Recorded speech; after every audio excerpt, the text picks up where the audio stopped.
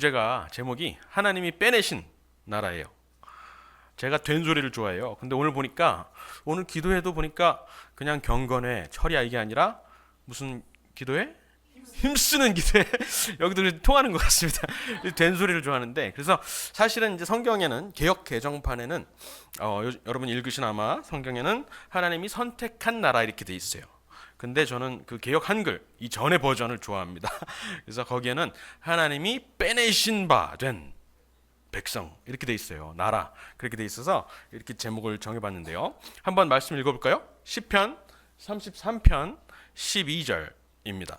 다 같이 한번 합독해 볼게요. 여호와로 자기 하나님을 삼은 나라 곧 하나님의 기업으로 빼내신 바 된 백성은 복이 있도다. 아멘. 제가 정말 사랑하는 제가 정말 좋아하는 구절이에요.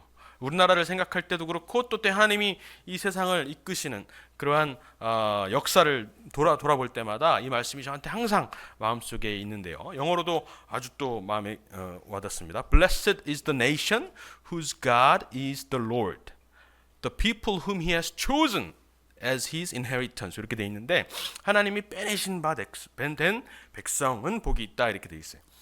오늘 사실 어제였죠. 어제 무슨 날이었죠? 현충일이었죠. 그래서 학교도 쉬고 오늘도 근데 쉬더라고요. 그래서 제가 아들을 데리고 오늘 어디를 갔냐면은 양화진 아시죠? 요 다리만 건너면 양화진 있잖아요. 양화진 저기 선교사 묘역이 있는데 거기에 갔었어요. 거기 여러 번 이제 전에도 갔었지만은 또 많이 바뀌었더라고요. 또 안내하시는 분들도 새롭게 이제 많이 준비를 하셨던데 거기에 가보니까 역시 대한민국은 하나님이 특별하게 빼내신 나라다라는 것이 정말 너무나 확신이 되었어요. 제가 이제 그 인도에서 어렸을 때 살고요. 그리고 영국에서 학업을 하고 또 아프리카에서 좀 살았어요. 중동에서도 살고 많은 나라들 다녀봤는데 사실은 제가 막 한국 사람이라서 막 뭐라 그러죠? 요즘 국뽕에 충만해서가 아니라 그냥 객관적으로 봤을 때 대한민국이 정말 특별한 나라 같아요. 대한민국의 역사를 이렇게 돌아보면은 우리나라만큼 정말로 신기하게 하나님이 이렇게 놀랍게 이끄셨을까? 그렇다면 그 이유가 무엇일까?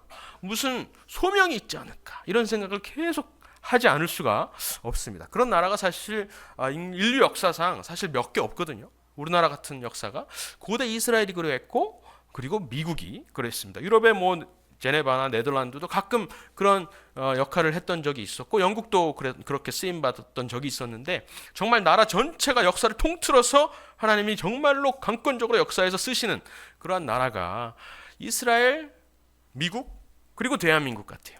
그래서 그 이야기를 오늘 해보려고 합니다. 작년 이맘때죠. 윤석열 대통령이 미국 의회에 가서 이런 말씀을 하셨어요. 저는 깜짝 놀랐습니다. 이런 대통령인 줄 몰랐는데 물론 본인이 쓰신 게 아니라 이제 연설문을 쓰시는 분들이 쓰셨겠지만은 그래도 국가의 수장이 대한민국의 대통령이 저런 말을 공공연하게 선포할 수 있다는 게 너무나 감사하더라고요. 너무나 감사하더라고요. 대통령에 대한 또는 지금 정치에 대한 정당에 대한 호불호를 떠나서 국가의 대표가 이렇게 말을 해준다는 것이 저는 너무나 감사했습니다. 그래서 제가 기억하고 있는데 이렇게 말을 했어요. 대한민국의 헌법의 기초가 되는 자유의 가치는 19세기 말 미국 선교사들의 노력에 의해서 우리에게 널리 소개되었습니다. 그 후에 우리 국민의 독립과 건국에 큰 영향을 미쳤습니다. 선교사들이 19세기 말 한국에 온 이름까지도 말씀하세요. 호레스 언더우드 그리고 헨리 아펜젤러 그리고 메리 스크랜튼 로제타 홀 이런 미국의 선교사들은 한국에 와서 복음을 전했을 뿐만 아니라 학교를 세우고 교회를 세우고 또 병원을 지었습니다. 이렇게 말씀을 해주시는 거예요. 대한민국은 이 양화진에 묻혀 계신 선교사님 이 네 분들을 다 오늘 봤어요. 그 묘지들을 그 선교사님들을 빼고는 대한민국의 존재를 설명할 수가 없어요. 대한민국이 어떻게 이때까지 나왔는지를 설명할 수가 없다라는 것이 역사의 분명한 사실입니다. 기독교인이라서 하는 말이 아니고요. 그냥 일반적으로 객관적으로 따져봐도 대한민국의 역사는 선교사들 없이는 기독교 없이는 설명할 수가 없습니다. 그 이야기를 오늘 좀 해보려고 해요. 이 문구 많이 들어보셨죠? 선거를 할 때마다 중앙선관위에서 이 문구를 다 이렇게 선전을 합니다. 이 표현이 참 신기하게도 제가 다른 나라에선 찾아보지를 못했어요. 민주주의는 민주주의의 꽃은 선거입니다. 이 표현이 정말 특이한 표현이라고 저는 생각하는데 왜 우리나라 선관위에서는 민주주의의 꽃을 선거라고 말을 하는지 여러분 혹시 아세요? 제가 사실은 강의를 할 때마다 선물을 들고 옵니다.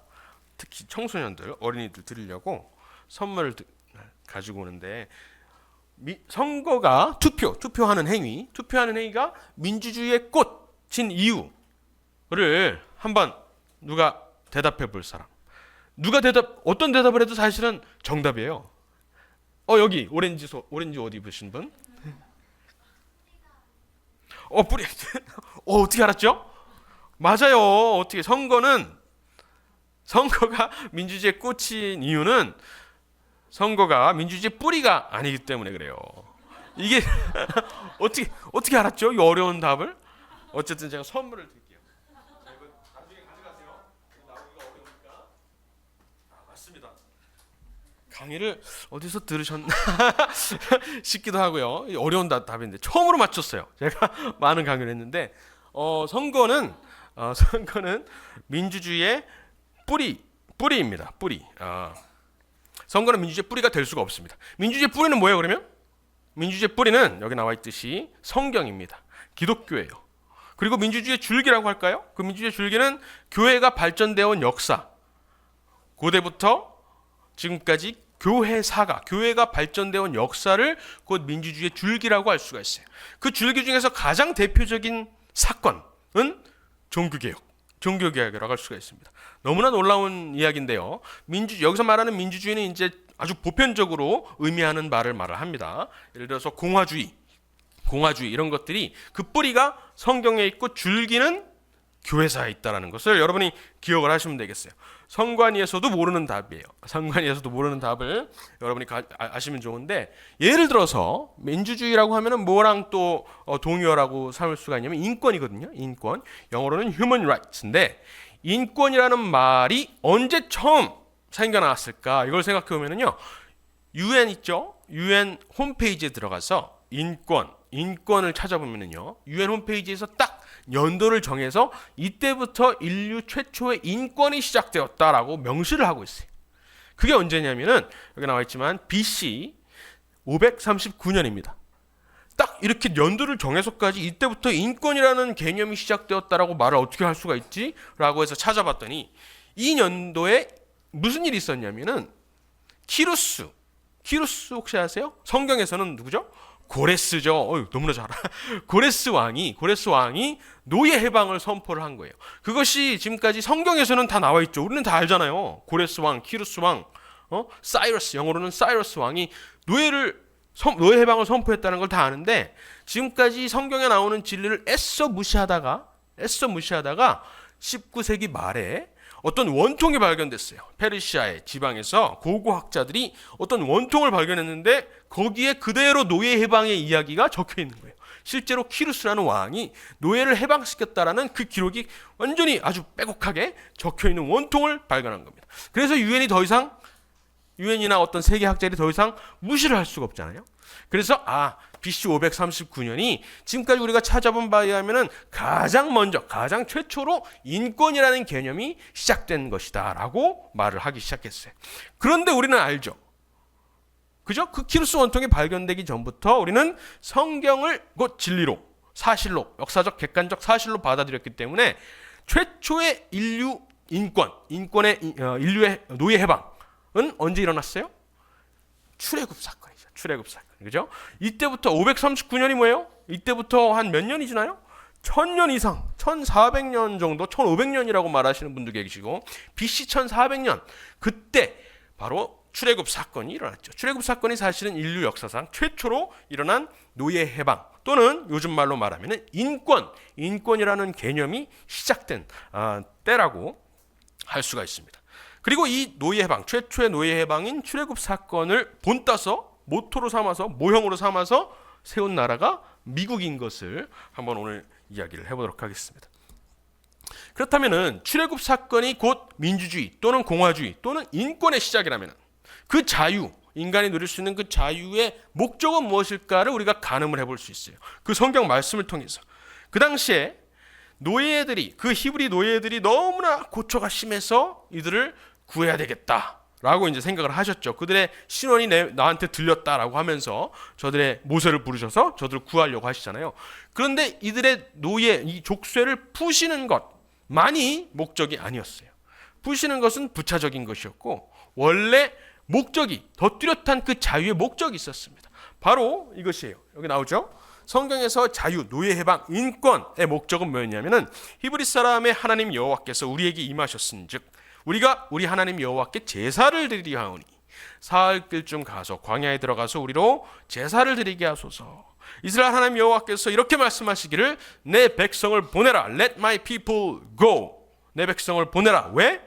그들의 고통이 너무나 심해서 또 있지만은 그것보다도 그들이 광야에서 나에게 절기를 지켜야 하기 때문에, 나에게 예배를 드려야 하기 때문이다. 이렇게 분명히 말씀하시는 거죠. 그리고 또 한 가지, 출애굽기 29장에 가보니까 하나님도 그들이 나를 섬기는 것뿐만 아니라 하나님도 아젠다가 있으셨는데 하나님도 우리 중에, 그들 중에 거하려고, 그들 중에 거하고 싶으셔서, 우리 중에 거하고 싶으셔서 우리를 빼내셨다라고 분명하게 말씀하고 계시는 거예요. 그렇다면 자유, 인권, 민주주의, 공화제의 시작이 바로 출애굽이라 그랬는데 그 자유의 목적은 뭐예요? 하나님을 예배하는 것이라는 거죠. 하나님을 예배하기 위해서 우리가 자유하게 되었다, 출애굽하게 되었다라고 분명하게 말씀하고 있는 것입니다. 그렇지만 이들이 나와서 예배를 드렸나요? 바로 하나님을 찬양하면서 예배를 드렸나요? 미리암이 나오면서 찬양을 하죠. 모세가 또 찬양을 하죠. 그렇지만은 나와서 배가 고프기 시작하니까 바로 노예제로 돌아가려고 그래요. 바로 목이 말라. 아이고, 애굽 생활, 종생활 일을 할 때가 좋았다. 그때는 일하고 돌아오면은, 고된 일하고 돌아오면은 집에 고기가 있었다라고 말하면서 모세를 원망을 하기 시작합니다. 그래서 모세가 무엇을 주죠? There's no freedom without the law. 아주 유명한 말이죠. 10개라는 영화에 있는 장면인데 There's no freedom without the law. 법이 없으면 자유도 없다. 이렇게 말씀하세요. 자유를 주었지만, 노예로부터 해방이 되었지만 이것으로는 불충분하구나. 이 자유를 가지고 너희들이 무엇을 해야 되는지 모르는구나. Let my people go 해서 저들이 사흘 길쯤 가서 예배를 드려야 되겠다라고 했는데 그 예배를 어떻게 드려야 되는지 너희들이 모르는구나. 그래서 법이 있어야 되겠다라고 하는 것인데요. 그 법은 우리 인간들끼리 합의해서 얻는 법이 아니에요. 우리들끼리 약속을 하자라고 해서 사람끼리 맺는 법이 아닙니다. 그 법은 뭐예요? 도덕법이죠. 위에서부터 내려오는 법입니다. 우리 인간들보다 위에 있는 어떤 도덕적인 존재로부터 내려오는 절대적인 도덕법을 이야기를 하는 것이에요. 그것을 곧 우리는 십계명이라고 그러죠. 그래서 십계명은 기독교인뿐만 아니라 유대인들뿐만 아니라 일반 역사학자들도 십계명만큼 우리 인간의 어떤 도덕적인 기준을 바로 잡아주는 계명은 없다라고 말을 할 정도입니다. 그리고 이것은 서구 문명, 자유 문명이라고 할 수도 있죠. 이 자유 문명의 기초가 되었다, 초석이 되었다라고 많은 학자들이 인정을 하고 있습니다. 여기에서 이 십계명, 여기 선물을 하나 더 드리겠습니다. 이 십계명을 혹시 여기 청소년들 중에 십계명을 혹시 외울 수 있는 사람? 여기 그러면 여기 노란색, 오렌지 옷은 한번 했으니까 노란색 스타워즈 옷 입고 있는 1번부터 5번까지 계명을 해보시고요. 저기 초록색 6번부터 6계명부터 10계명까지 한번 말씀해 보세요. 여기 먼저 하시겠어요? 그렇죠. 다른 신을 섬기지 말라. 그렇죠. 우상을 만들어 섬기지 말라.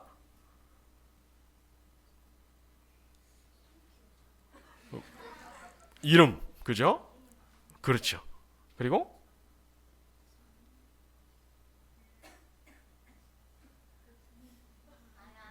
그렇죠. 부모님은 5계명이고 4계명은 여기 교회 안식. 그렇죠. 안식일을 지켜라. 맞습니다. 여기서 6계명부터는 여기 초록색. 6계명? 말라. 하지 말라. 뭐죠? 살인하지 말라. 그죠? 그리고 간음하지 말라. 맞습니다. 맞습니다. 박수. 이야. 자, 여기 선물 하나씩 드릴게요. 잊지 말고 가져가세요. 맞습니다. 20계명을 다 외우셔야 돼요. 다 외우셔야 돼요. 너무나 중요한 인류 문명, 우리 기독교인이라서가 아니라 인류 문명의 기초가 되는 계명이 바로 이것입니다. 많은 학자들이 그렇게 인정을 하고 있어요. 애써 무시하려고 그러죠. 성경의 권위를 떨어뜨리려고 하니까 애써 무시하려고 하지만은 부인할 수 없는 사실은 이것이 곧 성경의 인류 문명의 기초가 되는 그러한 도덕법이다라는 것이죠. 그런데 이 법이 있어도 이스라엘 백성들은 하나님을 섬기지 못했어요. 자유가 있었고 법도 있었는데 그 법을 따라서 하나님을 예배하면서 자유를 만끽하지 못했습니다. 그들은 뭘 했죠? 바로 금송아지를 만들어서 우상을 섬기면서 이 금송아지가 우리를 애굽에서 끄집어냈다. 애굽에서 빼낸 그 신은 곧 이 금송아지다라고 너무나 말도 안 되는 그런 거짓말을 하면서 금송아지를 섬기기 시작해요. 그래서 하나님께서는 무엇을 주시냐?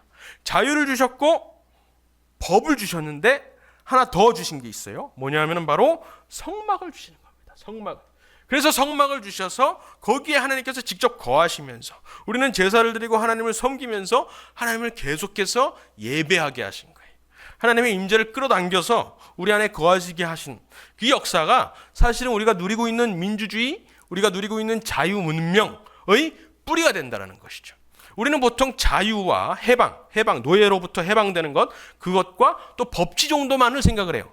그런데 그 법치는 도덕법을 지키려고 하는 그 우리의 양심, 우리의 법치는 결코 교회에서 예배하는 그 성도들이 없다면은 결코 지켜질 수 없다는 것을 우리가 알아야 됩니다. 그래서 결국 빼내신 나라가 오늘 주제잖아요. 그 빼내신 나라, 하나님께서 빼내셔서 쓰시려고 하는 나라, 하나님의 놀라우신 구원, 역사, 섭리 속에서 하나님께서 쓰시는 그 빼내신 나라의 조건이 세 가지가 있는데요. 첫 번째로 뭐죠? 자유해야 되고요. 그죠? 자유해야 되고, 두 번째로 법이 있어야 되고, 그 법은 근데 우리끼리의 법이 아니라 위에서부터 내려오는, 하나님께서부터 내려오는 도덕법이어야 되고, 법치라고 할 수가 있습니다. 자유민주주의 국가에서는. 그리고 거기에서 끝나는 것이 아니라 교회가 있어야 된다. 교회가 부흥을 해야 된다는 것이. 교회가 부흥하고 신앙인들이 그 신앙을 자유롭게 누릴 수 있어야지만 그 법도 지킬 수가 있고 자유도 지킬 수가 있다는 것이. 우리가 코로나 시대를 겪으면서 이 정부가, 이 국가 따위가 무엇을 막았어요? 예배를 막았죠. 예배를 막으려고 하는 목적은 나중에 나오겠지만은 예배를 못 드리게 하려고 하는 목적은 인간들의 자유를 뺏기 위함이에요. 자유를 뺏기 위해서 가장 먼저 예배를 공격하는 것이 원래 지금까지 우리나라뿐만 아니라 인류 역사가 해온 하나님을 거역하는 짓거리들이었습니다. 그것을 사실은 코로나를 겪으면서 우리가 너무나 뼈저리게 뼈 아프게 느꼈던 것이죠. 이런 출애굽의 원형, 출애굽에서 이 정치, 제대로 된 하나님이 빼내신 나라의 그 정치의 원형을 보여주셨는데 이 원형을 그대로 갖다가 새로운 나라를 건설한 것이 바로 어딜까요? 미국입니다. 맞습니다. 미국이에요. 미국에 그 아까 윤석열 대통령이 작년에 와서 의회에 와서 연설했다 그랬잖아요. 바로 그 연설홀이 이 챔버스라 그러는데 이 챔버에 22명의 입법자들의 얼굴이 딱 새겨져 있습니다. 모든 문에 옆에 보면 문이 있죠. 문 위에 이런 얼굴들이 있는 거예요. 전부 다 연모승을 하고 있는데 이 중에는 아까 말했던 고레스, 키루스도 있고요. 그 당시에 페르시아의 바빌론의 함무라비도 있고요. 헬라, 그리스의 솔롱, 또 키케로, 로마의 키케로 이런 유명한 입법자들이 다 있어요. 심지어 우리 동양에 누가 있을까요? 공자도 있어요. 공자도 여기 있습니다. 모든 전 세계 인류 역사에서 모든 입법자들 다 끌어모았는데 여기에 전부 다 연모양을 하고 있는 것을 볼 수가 있어요. 그런데 그 연모양을 그냥 연모양만 하고 있는 것이 아니라 전부 다 정면을 바라보고 있는 한 사람을 다 바라보고 있어요. 정면을 바라보고 있는 여기 위에 있는 사람을 전부 다 연모양으로 다 바라보고 있다는 것이. 이 중간에 있는 저 앞모양을 하고 있는 정면을 바라보고 있는 사람 누굴까요? 모세예요. 맞아요. 손 들었어요. 모세 맞습니다. 적극적으로 손 들면은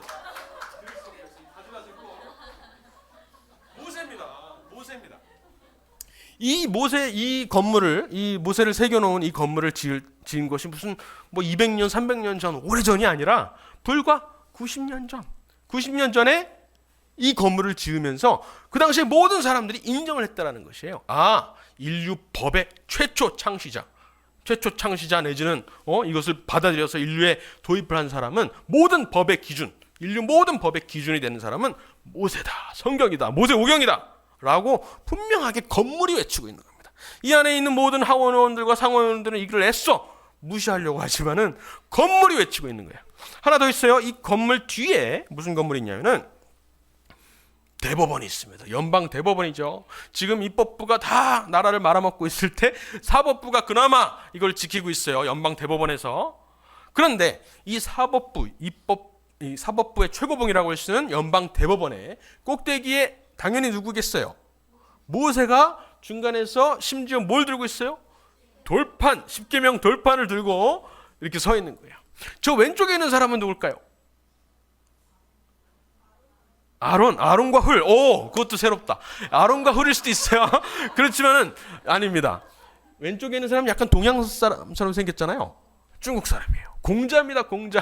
그리고 오른쪽에는 잘 아실지 모르겠지만은 솔롱이라는 유명한 헬라의 입법자예요. 아주 법철학자로서 유명하죠. 그러니까 동양과 서양의 모든 입법, 이런 철학, 이런 것들을 다 모아도 결국 기준은 누구예요? 모세라는 거예요. 성경이라는 거예요. 정확하게는 모세오경, 하나님의 율법이라는 것입니다. 이것을 현대에도 건물이 외치고 있다는 사실이에요.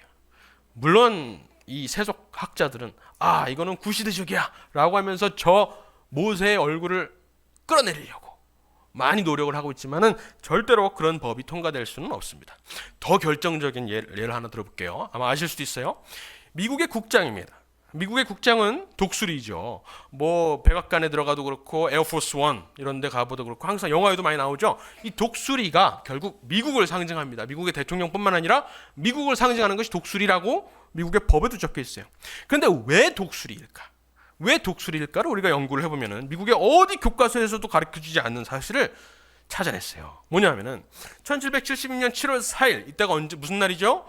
독립기념일이에요. 독립기념. 미국에는 크리스마스보다 이때가 더 막 큰 축제를 벌이는데요.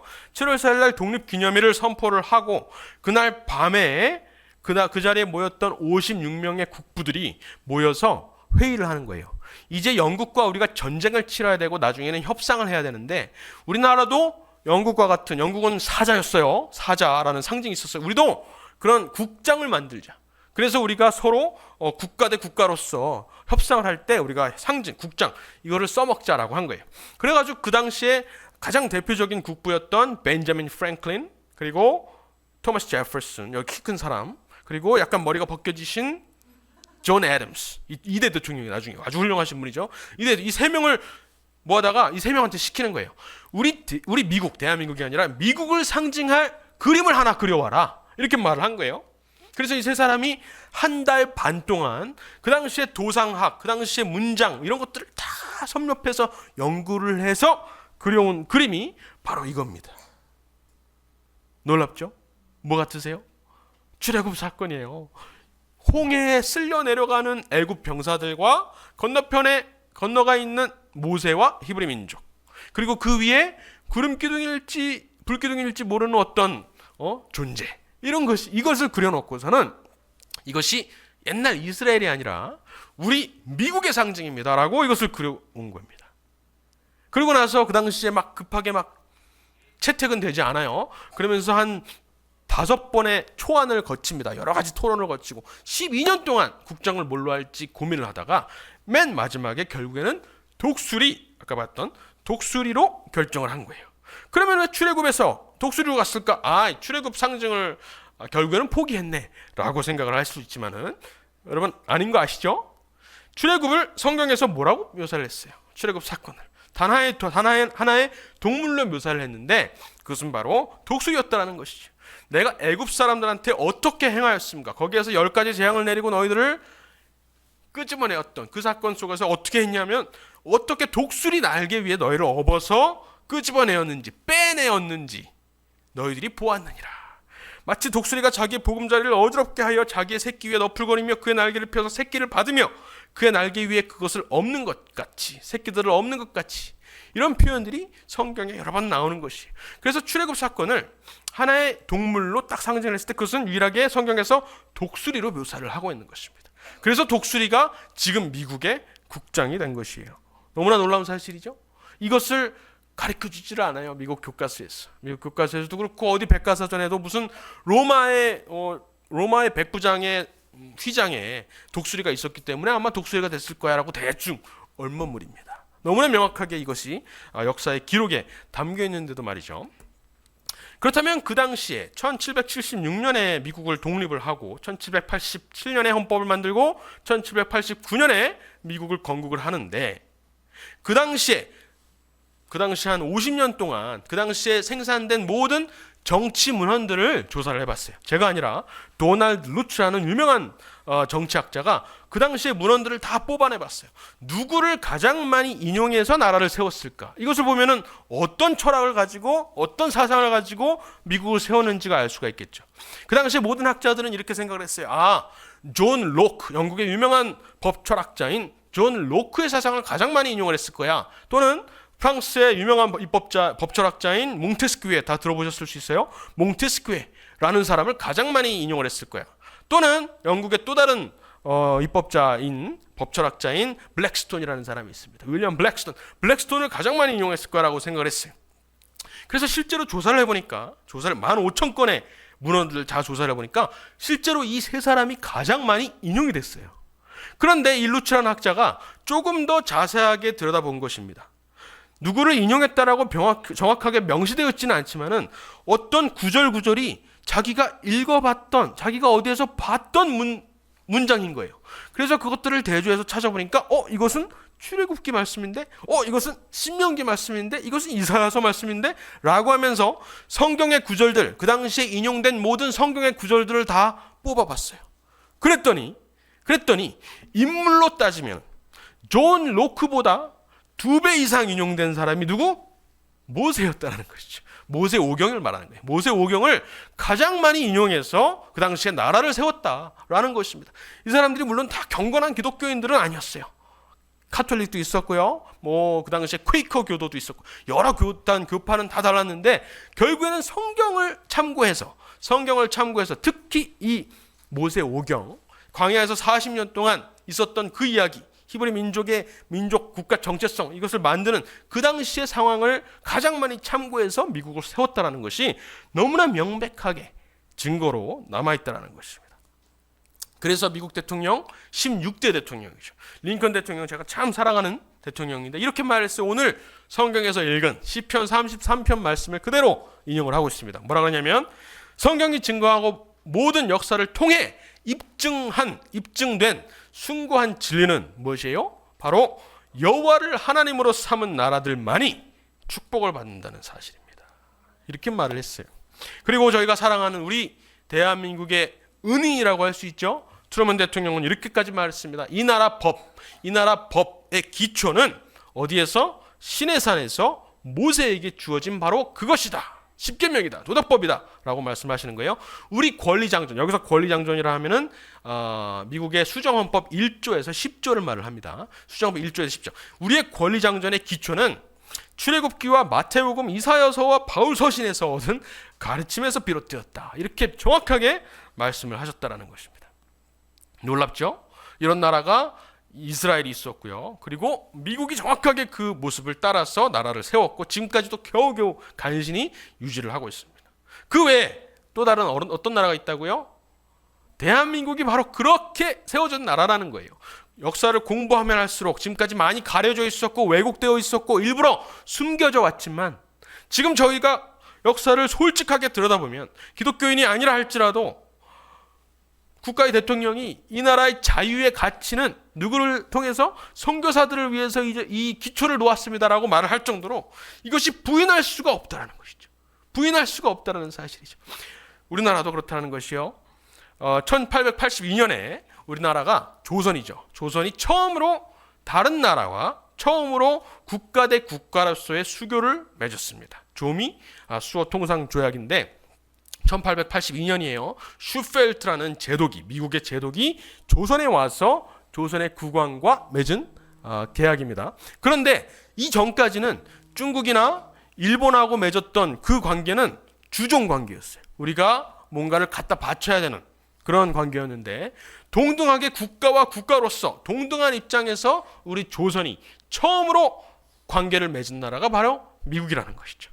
그런 나라가 우리나라밖에 없어요. 그 당시에 뭐 일본이라든가 프랑스라든가 이런 나라들과 먼저 아시아의 모든 국가들이 관계를 맺었고, 그것 때문에 사실은 제대로 공화주의를 수립하지 못한 사실이 또 드러납니다. 어쨌든 우리나라는 너무나 축복을 받아서 가장 늦게 개방을 했어요. 그런데 가장 늦게 개방을 했기 때문에 미국하고 그 주변의 다른 나라나 유럽의 나라들이 아니라 미국하고 처음으로 관계를 맺을 수가 있었어요.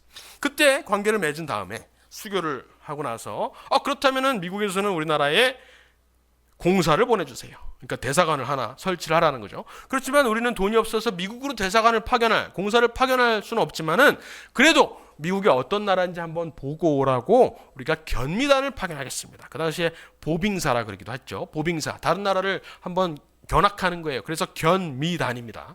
견미단을 보내는데 누구를 단장으로 해서? 민영익, 그 고종의 조카죠. 민영익을 단장으로 해서 12명의 견미단원을 보냅니다.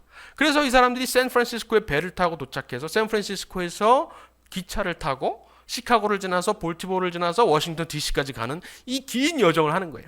그런데 긴 여정을 가는 동안에 전부 다 갓을 쓰고 갔어요. 갓. 이 사람들은 양반이거든요. 아주 높으신 신분들이기 때문에 절대로 갓을 벗을 수가 없었습니다. 그리고 이 옷도 항상 이렇게 이 한복을 딱 입고 차려입고 다녔어요. 그래서 그 당시에 이 조선 사람들을 미국에서는 처음 보는 거예요. 그래서 가는 곳곳마다 샌프란시스코에서 시작해가지고 중간에 시카고 그리고 볼티모어까지 가는 곳마다 화제를 일으킵니다. 저 사람들은 도대체 누구야? 우리는 중국 사람들 알고 오래됐죠. 중국 사람들이 미국에 간 지는. 그리고 일본 사람들도 알아요. 그런데 이런 복장은 처음 본다 이거예요. 그러면서 막 화제, 신문에도 막 나오고 그랬어요. 그 당시에. 그랬었는데 이 조선에서 온 12명의 견미단을 보고 저곳에는, 저 사람들이 온 곳에는 복음이 들어갔을까라고 하나님의 마음을 품은 사람이 있었다는 것이 누구냐면 바로 존 가우처 목사님입니다. 여기 존 가우처, 밑에 존 가우처 목사님이에요. 우리 조선 선교의 아버지라고 불리는 분입니다. 이분이 이 견미단을 보고 가서 말을 걸기 시작해요. 당신네들 어디서 왔습니까? 그러면은 그 당시에 바로 대답을 못해요. 왜냐하면은 영어는 당연히 못했고 두 번의 통역을 거쳤어야 했어요. 두 번의 통역을 거쳐서 겨우겨우 대답을 했었는데, 우리는 조선에서 왔습니다. 조선에서 왔습니다. 조선, we are from 조선. 조선에서 왔다고 이렇게 말을 해요. 조선에서 왔다고? 선택받았다고? 너네들이 선택받았다고? 이렇게 말을 하죠. 그러면 너희 머리 위에 쓰고 있는 모자는 무엇입니까? 이렇게 물어봤어요. 그럼 또 대답이 돌아와요. 이것은 갓입니다. 이렇게 갓이라고? 너희들은 선택받은 민족인데 머리 위에 항상 하나님을 두고 있어? 갓을 두고 있어? 이런 식으로 아마 대화가 오갔을 거라고 이제 추정을 하는 겁니다. 그래서 이 가우처 목사님이 이 조선의 선교를 시작해야 되겠다라고 하나님의 마음을 품기 시작하는 거예요. 그래서 그 당시에 이 사람 감리교 목사님인데, 감리교 선교사님이에요. 일본 선교사님이에요. 그래서 돈을 모아서 2,000불을, 그 당시로서는 큰 돈 2,000불을 모아서 감리교에 보내려고 했다가 마음을 고쳐먹고 일본에 있는 자기 동료 선교사 맥클레이 선교사님한테, 여기 위에 계신 분 맥클레이 선교사님한테 2,000불을 보내면서 이렇게 말을 합니다. 이 편지가 오늘 제가 영화전에 갔다 그랬잖아요. 거기 보니까 이 이야기가 나오더라고요. 대륙횡단 열차에서 조선인을 만나다 누가? 가우처 목사님이, 가우처 선교사가 만나서 맥클레이 선교사한테 이런 편지를 보내는 거예요. 일본에 있는 선교 활동은 어떠한가요? 이렇게 물어보면서, 당신 지금 얘가 견미단을 만났습니다. 이 조선인들을 만났습니다. 아마도 하나님께서 나에게 이 견미단을, 이 대륙, 이 넓은 미국 땅에서 이 견미단을 나에게 만나게 하신 것은, 기차에서 만나게 하신 것은 분명히 하나님의 뜻이 있을 것 같습니다. 이제 조선을 여시려고 하시는 것이 아닌지 생각이 듭니다. 막 이런 흥분된 모습이 여기 편지에 그대로 드러나요. 그러면서 내가 2,000불을 보낼 테니까 어서 일본에 있는 한국 조선인들을 만나서 설득해서 고종을 한번 만나보세요. 하나님께서 분명히 계획하신 뜻이 있을 겁니다 라고 말을 하는 거예요. 그래서 맥클레 선교사님, 저도 처음 봤어요. 오늘 가우처 목사께 하면서 맥클레 선교사님의 답변이 여기 적혀, 그 편지가 있는 거예요. 너무나 쉽게 제가 당신의 2,000불을 받고 용기를 얻어서 여기에 있는 이수정과 김옥균과 이런 일본에 있는 조선인들을 만나서 당신네들 왕 고정을 만날 수 있겠느냐라고 했더니 너무나 쉽게 갑자기 그럴 수 있죠 라고 말했다는 거예요. 그러면서 고정을 만났더니 고정이 너무나 쉽게, 물론 선교사들을 보낼 수는 없지만은 그래, 한번 우리가 내 조카 민영육도 보내놨으니까 한번 너희들 한번 학교 선생님하고 의료인들을 한번 보내달라, 이렇게 말했다는 것이죠. 너무나 하나님 이렇게 쉽게, 이렇게 빨리 하나님께서 응답을 들어주실 것이라고는 제가 생각을 못했습니다 라고 맥클레 선교사님이 가우처 선교사님한테 쓰는 편지가 저도 오늘 발견한 것이에요. 그래서 우리나라의 조선 선교의 역사가 시작되었다는 것이 1885년이죠. 그때 미리 준비되어 있던, 이것도 참 놀라워요. 미리 일본과 중국에서 조선이 열리기만 하면 들어가려고 준비를 하고 있었어요. 심지어 조선어를 다 배우고 있었어요. 한글을 다 깨우치고 있었어요. 중국말이 아니라, 한자가 아니라 한글을 깨우치고 있었어요. 한글을 통해서 조선에 있는 서민들한테 다가갈 수 있을 것이다라고 미리 한글을 공부하고 있었다는, 심지어 한글 교과서도 있었습니다. 선교사들을 위한 한글 교과서. 누가 만들었을까요? 만주에 있는 로스 선교사라는 분이 계세요. 존 로스. 이 사람은 스코틀랜드에서 오신 선교사님인데 조선 선교사도 아니고 만주 중국 선교사님이에요. 중국 선교사님인데 중국에 선교를 하다 보니까 너무 선교의 문이 열리지 않는 겁니다. 왜 그런가 한번 보니까 이 사람들은, 중국 사람들은 알파벳이 아니라 표음 문자가 아니라 표의 문자를 쓰잖아요. 한자가 그래서 어려운 거잖아요. 표의 문자를 쓰다 보니까 이 개념의 전달, 이 복음이라는 이 개념, 예수님의 이야기와 복음, 이 개념의 전달이 너무나 힘들다라는 것을 깨달았어요. 특히 저 서민들한테. 이것을 이해하려면 먼저 라포가 형성이 되고 많은 교류가 있은 다음에야 설명이 된다는 것입니다. 그래서 선교의 결림돌이 여기 있었구나라고 생각하던 찰나에 조선에서 오는 상인들을 만납니다. 이 상인들이 무슨 말을 쓰느냐? 물론 한자를 썼지만은 조선에는 그래도 한글이라는 말이 있다는 것을 안 거예요. 표음 문자.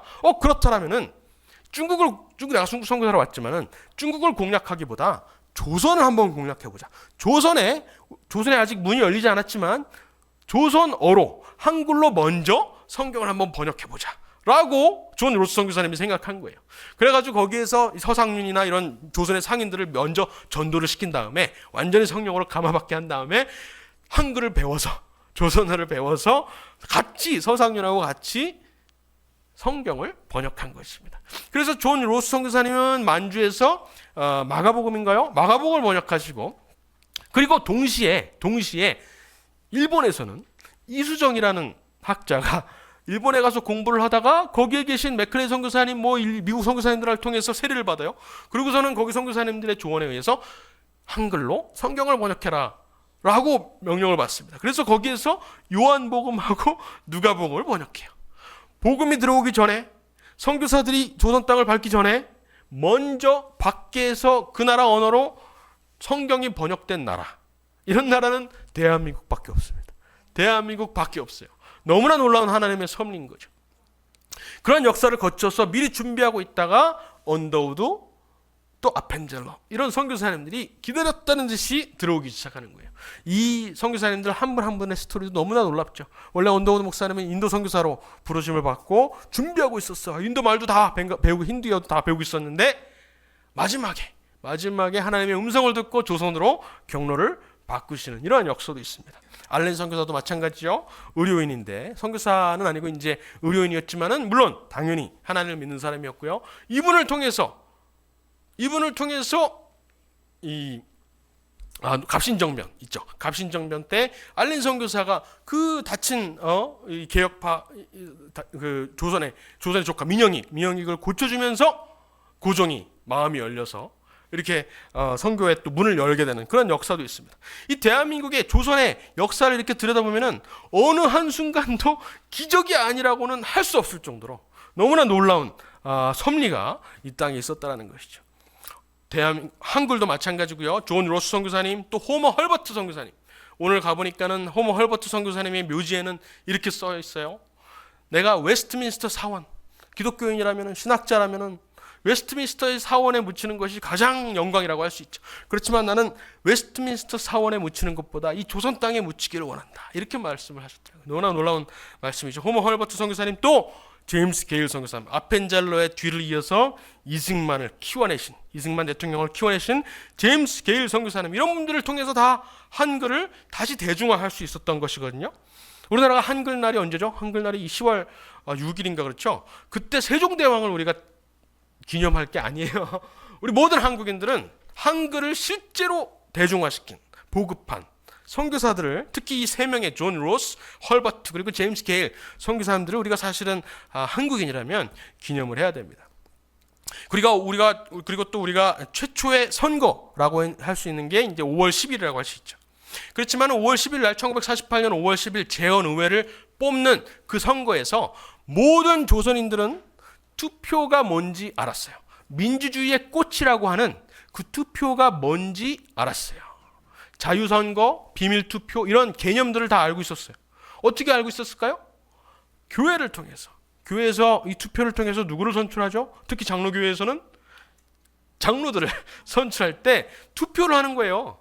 실제로 그 당시에 언더우드 선교사님의 집의 뒤뜰에서, 저기 종로에 있는 뒤뜰에서 세문안교회를 1887년에 시작을 합니다. 세문안교회죠. 지금 너무나 멋있게 건축을 했는데, 그 세문안교회 뒤뜰에서 어떻게 장로 2명을 선출했는지를 그 당시에 존 로스 선교사님이 마침 만주에서 배를 타고 그 날 처음 장로를 선출하고서는 교회를 시작할 때 딱 도착하세요. 그때 존 로스 선교사님의 일기에 보면은 그런 말들이 적혀 있는 거예요. 세문안교회가 언더우드의 뒤뜰에서, 집에서 뒤뜰에서 시작되었는데, 투표를 통해서, 선거를 통해서 장로 2명을 선출했다라고 기록이 되어 있어요. 그런 것들을 통해서, 그러한 역사들을 통해서 조선의 뭐예요? 신분제, 그 헬조선이라고, 정말 헬조선이라고 했던 그 신분제를 투표를 통해서 하나하나 다 격파를 했다라는 것이죠. 5월 10일 날, 1948년 5월 10일 날 투표를 하기 전부터, 민주주의의 꽃이라고 할 수 있는 그 선거를 하기 전부터 이미 그 민주주의의 뿌리가 되는 그 자유의 역사, 자유의 근원, 그 원천들을 이미 다 알고 있었다는 것이죠. 무엇을 통해서? 선교사들을 통해서, 교회를 통해서 이 사실을 알고 있었다는 것입니다. 이스라엘과 미국이 건국하기 전에 교회를 통해서 먼저 자유를 습득했듯이, 우리 조선에서도 이 나라가 건국되기 전에 선교사들을 통해서 먼저 한 50년, 60년 동안 자유를 연습했다라는 것입니다. 이러한 역사가 세계 어디를 눈 씻고 찾아봐도 없다라는 것이에요. 없다라는 것이. 또 여러 가지 이야기가 있는데 시간이 없으니까 생략을 할게요. 백정 박성춘 아시죠? 백정이에요. 양반과 백정은 같이 앉지도 못했어요. 심지어 교회 안에서도 같이 앉을 수 없다 그래가지고 교회가 쪼개지기도 했어요. 양반의 교회와 이 백정들의 교회가 쪼개지기도 했어요. 어쨌든 그런데 이 박성춘이라는 이 백정이 자기가 이 장티푸스 큰 병에 걸려가지고 죽으려고 할 때 에비슨 선교사가 찾아와요. 그러면서 자기를 극진하게 보살핍니다. 그런데 그 에비슨은 누구예요? 고종의 의사예요. 고종의 의사예요. 그래서 그 당시에 백정이 생각하기에는 왕의 몸을 고쳤던 사람이, 의사가 나 같은 이 백정, 나 같은 평민 정도가 아니라 평민 중에서도 가장 밑에 있는 이 백정을 직접 만져가면서 나를 극진하게 보살핀다는 이 사실에 너무나 큰 감격을 합니다. 그래가지고 자기 아들 박봉춘이라는 사람이 있어요. 박봉춘이라는 아이가 있는데 이 아이의 이름을 바꿔버려요.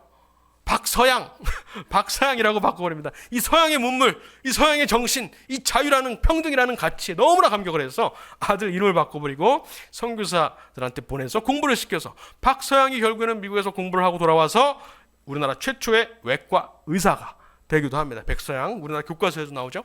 이러한 놀라운 역사가 이 나라에서 나라가 세워지기 전에 먼저 쓰여졌다는 것이죠. 자유와 평등과 인권이라는 개념이 먼저 이 나라에 깊숙하게 물들어 있었다는 것을 알 수가 있습니다. 그래서 그 중에는 물론 이승만 대통령이 있죠. 이승만 대통령께서는 간성 감옥에서 이렇게 놀라운 말씀을 하시는 겁니다. 정치는 항상 교회 본의로서 딸려나는 거로, 교회에서 감화된 사람, 박성춘처럼 교회에서 감화된 사람이 많이 생길수록 정치의 근본이 바로 잡히나니 이 어찌 교회가 정부의 근원이 아니리요, 이렇게 말씀을 하시는 겁니다. 그리고 또 하와이에 가서는 한국 교회 핍박이라는 책을 쓰시는데요. 여기에 아까 말씀드렸던 내용이 정확하게 담겨 있어요. 정부가 혹은 일제가 저기 왕이 교회를 핍박하는 이유를 여기다가 그대로 담았는데요. 그것은 다른 게 아니라 바로 교회에서 이 자유의 사상이 생겨나기 때문이다. 이렇게 말씀하시네요.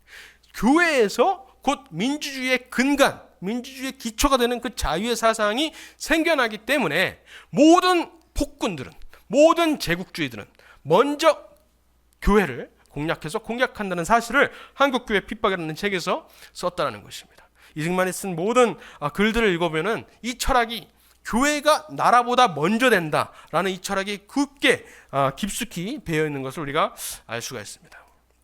마지막으로 이 놀라우신 목사님의 설교 한 편을 읽고 마칠 텐데요. 이분 누군지 혹시 아시는 분? 젊은 시절의 사진이라서 못 알아보실 수도 있어요. 너무나 잘생겼죠? 이승만 대통령의 프린스턴 후배입니다. 프린스턴 대학교는 아니고 프린스턴 신학교 후배인데 아시는 분? 모르겠어요? 우리나라의 대표 목사님, 장로교회 대표 목사님. 맞습니다. 한경직 목사님입니다. 여기 하나 가져가세요. 이따가 한경직 목사님이에요. 한경직 목사님 프린스턴 너무 젊으실 때 되게 잘생기셨는데 이분이 하신 설교에 이런 내용이 있습니다. 이런 내용이 있어요. 건국과 기독교라는 제목으로 설교를 하셨는데 1947년이에요. 1947년. 그때 뭐죠? 막 나라를 건국하려고 해방 이후에 해방되어서 막 나라를 건국하려고 꿈을 꿀 때였습니다. 이때 이런 말씀을 하십니다. 이 세 나라의 정신적인 기초를 어디에다 두어야 하겠는가라는 문제는 우리 3천만 국민, 그 당시 인구가 3천만인데 북한 포함해서 3천만 국민의 중대한 관심사입니다. 이 세 나라는 진정한 의미에서 민주주의 국가가 되어야 합니다. 지금은 저 북한의 독재, 전체주의, 소련 이쪽들도 다 민주주의를 표방하고 있기 때문에 우리가 지금 더욱더 진짜 민주주의, 진정한 민주주의가 무엇인지를 확실하게 알아야 됩니다. 이렇게 말을 하고 있어요. 그러면서 진정한 민주주의 사상의 핵심은 첫 번째 개인 인격의 존중, 사상, 그리고 개인의 자유 사상, 그리고 만인의 평등 사상입니다. 이렇게 정리를 해요. 정확하죠? 그런데 이 세 가지 사상의 근본은 어디예요? 신구약 말씀입니다. 첫 번째 창세기 1장 27절이죠. 태초에 하나님이 사람을 지으실 때 그 형상대로 지으셨다라는 그 신앙. 두 번째, 그리스도 안에서는 누구나 분열, 차별이 없다라고 하는 그 신앙. 어디죠? 로마서 3장, 그리고 또 골로새서 3장, 로마서 10장 이렇게 나오잖아요. 그리스도 안에서는 차별이 없느니라. 그 신앙에서 나온 것입니다라고 분명히 말하고 있는 거예요. 그러므로 우리가 기억할 것은 민주주의라는 꽃은, 아까 말했죠? 민주주의라는 꽃은 기독교 문화의 밭에서만 아름답게 필 수 있다라는 사실입니다. 이 밭이 변하고 나면, 이 밭이 변질되어 버리면은 이 꽃 따위가, 이 선거라는 꽃 따위가, 민주주의의 꽃 따위가 얼마나 가겠습니까? 라고 말을 하고 있는 거예요. 기독교를 이해하지 못하는 사람은 민주주의를 이해하지 못하는 사람입니다. 그러므로 새한국은 반드시 기독교가 그 정신적 기초가 되어야 합니다라고 말을 하고 있는 거예요. 오늘 본문 말씀의 첫 번째 부분, 여호와로 하나님을 삼은 나라가 되어야 하겠다라고 말을 하는 겁니다. 그런데 이것은 우리의 결심으로만 되지 않아요. 그렇죠? 여호와를 하나님으로 삼은 나라는 곧 뭐예요? 곧 여호와께서 직접 기업으로 빼내신 백성이어야 돼요. 그렇다면 우리 조선이 과연 하나님께서 기업으로 빼내신 그러한 나라가 맞는지를 우리가 봐야 되잖아요. 그 말씀을 다음 부분에서 한경직 목사님께서 이어서 하십니다. 나라보다 교회가 먼저 서는 것은 당연한 순서입니다. 이스라엘 민족이 애굽에서 나올 때 시내산에서 40년 동안 먼저 교회를 성막을 연습을 하고 난 뒤에야 가나안에서 나라를 세웠습니다. 물론 그 예배를 까먹었기 때문에 가나안에서 실패했지만 어찌되었든, 그리고 청교도들이 북미에 가서, 미국에 가서 먼저 1620년에 교회를 세우고 무려 150년 동안 교회를 연습한 다음에야 영국으로부터 독립을 해서 1770년에 독립을 했습니다. 나라를 세웠습니다. 우리 대한민국에도 역사를 들여다보니까 지금 나라를 세우려고 하는 이때의 역사를 돌아다보니까 이미 그 자유의 사상과 평등의 사상과 개인 인격의 존중 사상, 이런 것들이 전부 다 교회를 통해서 60년 전, 70년 전에 먼저 들어와 있습니다. 이러한 역사를 들여다볼 때 새로운 나라의 기초를 준비하려는 하나님의 경륜이, 하나님의 섭리가 분명히 있음을 알 수가 있습니다. 고로 기독교는 반드시 이 새 한국, 이 대한민국의 기초가 될 것입니다라고 말하고 있는 것이, 이 나라도, 이 조선도 하나님이 빼내신 바 된 그러한 나라라고 여기에서 이 설교를 통해서 선포하고 계신 겁니다. 우리가 하나님을, 여호와를 하나님으로 삼았을 뿐만 아니라 하나님께서도 우리를 기업으로, 하나님의 하시는 일에 쓰실 기업으로 빼내셨다라고 선포를 하고 있다는 것이죠. 그렇게 대한민국이 태어났어요. 이 장면 아시죠? 5월 10일 날 선거를 하고 5월 31일 날 재헌의회를 여실 때 하나님께서는 이승만 의장이죠. 그 당시에 기도로 여시는 거예요. 우리가 오늘을 당해가지고 이것은 사람의 힘으로나 어떤 인간의 힘으로 될 수 없었음을 우리가 고백하지 않을 수가 없습니다. 그러면서 사상을 떠나서 종교가 무엇이든 간에 우리는 하나님께 기도를 하지 않을 수가 없습니다 라면서 기도로 나라를 시작하시는 것이 너무나 놀라운 역사죠. 그렇게 대한민국이 세워졌다는 것이죠. 왜 이 땅에, 왜 이 헬조선에 이 대한민국이라는 위대한 나라를 세우셨을까? 이 지정학적인 이러한 조건들을 보면 하나님께서 분명히 하나님의 놀라우신 이 경륜, 세계 선교를 쓰시는 이 경륜의 역사에 이 대한민국을 향한, 이 한반도를 향한 뜻이 있다는 것이죠. 그 뜻을 우리 한국교회가 먼저 깨닫고 이 나라 정치와 이 나라 사회에 반영을 해야 됩니다. 그래서 그 역할을 우리가 다 해야 될 때가 지금 다가오고 있다는 것이에요. 그렇게 건국이 되었지만 반쪽 대한민국은 이런 상황을 우리가 이런 한반도로 만들어야 될 사명이 있다는 것이죠. 하나님이 빼내신 나라, 바로 무엇이 조건으로 삼은 나라? 자유, 법치, 그리고 뭐예요? 예배, 교회, 예배하는 나라. 그러한 나라가 되어야만 진정한 민주주의의 뿌리를 아는, 이 선거라는 이 꽃만 누리는 것이 아니라, 선거라는 꽃, 민주주의의 꽃만 누리는 것이 아니라 진정한 민주주의의 뿌리까지도, 그 줄기까지도 이해하고 있는 진정한 민주주의 나라가 되어서 북한도 그렇게 바꿀 수 있는 나라가 된다는 것이죠. 놀랍게도 이승만 대통령은 하와이에서 이 나라가 세워지기 한참 전부터 그러한 한반도를, 그러한 대한민국을 꿈꾸고 계셨어요.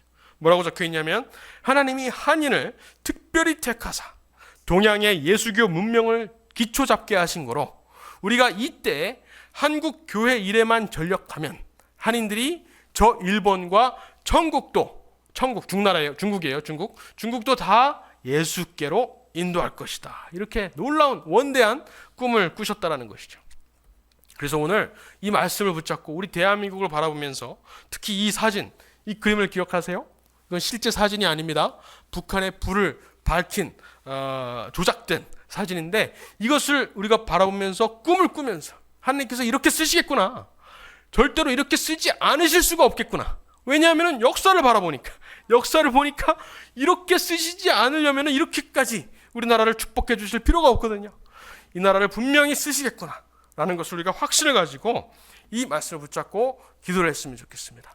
다 같이 한번 주여 한번 외치고 이 나라를 위해서, 이 대한민국을 하나님께서 다시 한번 들어서 쓰실 수 있도록 다 같이 기도하시겠습니다. 주여 한번 외치고 기도합니다.